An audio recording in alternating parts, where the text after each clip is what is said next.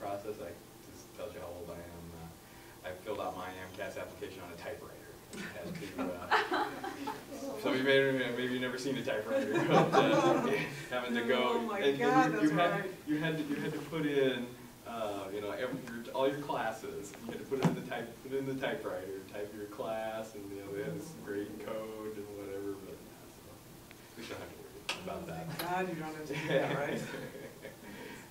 So I made it through that. They must have been able to read my typewritten application.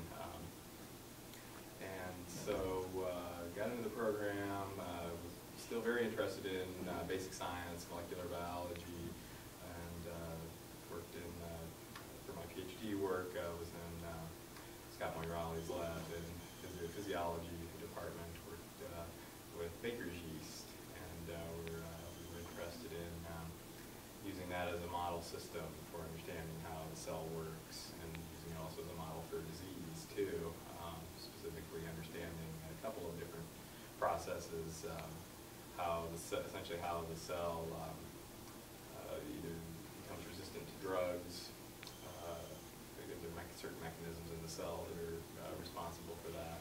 Alternatively, the proteins that we worked on actually were also similar to the protein that's defective in cystic fibrosis, which is a lot of research goes on here at the university in cystic fibrosis, and so we were also using that as a model for a system for understanding that.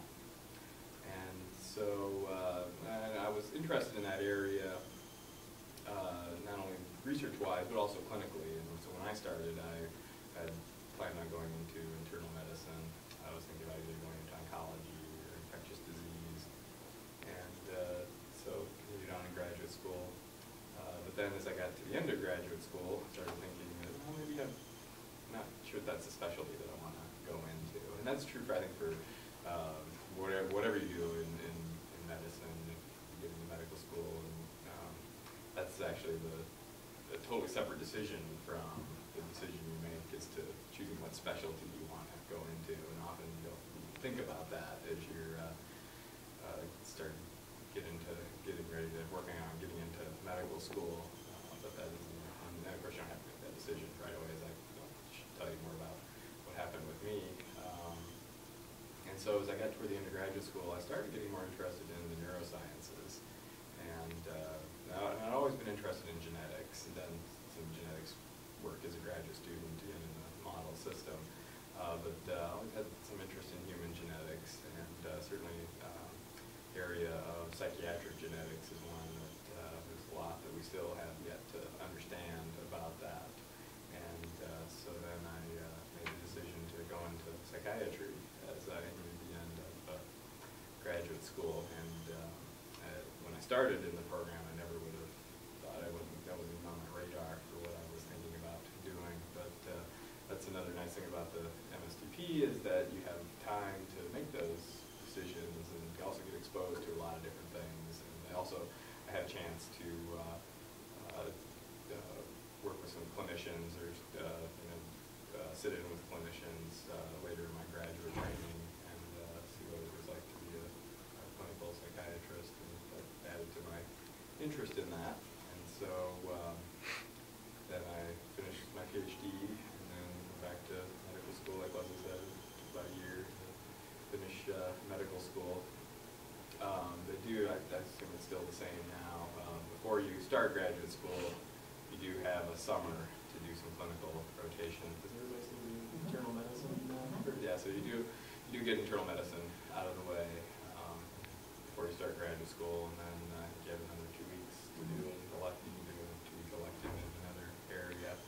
And so then when you go back to medical school, you'll do some of the fourth year of rotations, like the sub-internship, which is usually you choose, often it's internal medicine, or you choose a specialty area that you're interested in, and you spend some more time getting some exposure to that and experience.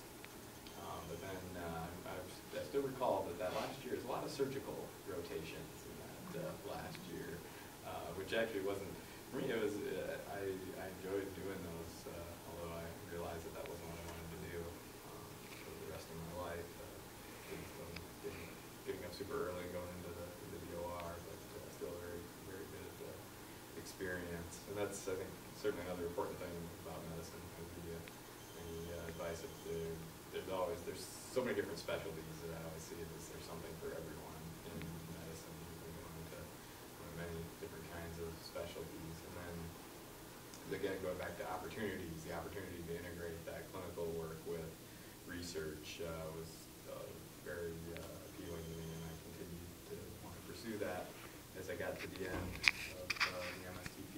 So I graduated in 2003, and then came time to pick a residency program or interview for residency, and so I applied to several places around the country, but I ended up interviewing in primarily the Midwest. Decided not to move too far from Iowa. We just had our first child was born. Actually, as I was finishing graduate school and tried to finish my thesis, and had a new baby, but made it through, got everything done.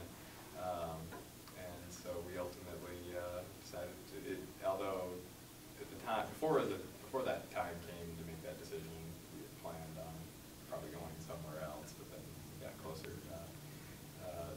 After looking around a little bit, we made the decision to stay here. And certainly for me, I felt that there were additional training opportunities here for me, and also a good clinical program in the Department of Psychiatry here. So I matched in psychiatry, and then I did seemed like maybe a little mini medical scientist training. So I did kind of split time in residency.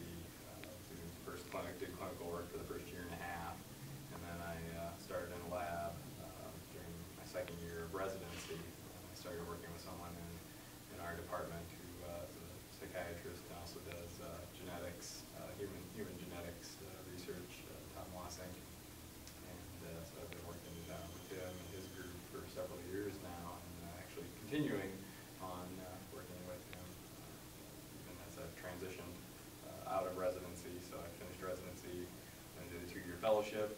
It was a research fellowship that was through our department, and then just this last summer I started on the faculty in the Department of Psychiatry, and so I'm doing, continuing the genetics research that I started on.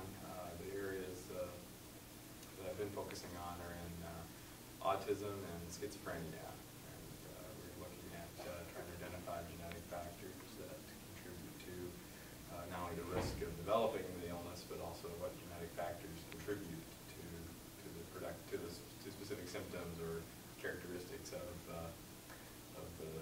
these illnesses. And work in identifying some associations there, which ultimately would like to move on into understanding more about the link between the genetic factor and the biology that results in presentation of illness. And that's definitely something that's applicable to all areas of medicine. And so what we're doing in psychiatry isn't necessarily all that different from what we're doing in looking at other medical conditions like asthma or diabetes. So it's a lot of work that's going on in many places, of course, some here as well too. And so for me, certainly the thing that's been the great benefit of getting an MD PhD training is, again, opportunities, which leads to a variety of doing different things. And in a single day, I can go from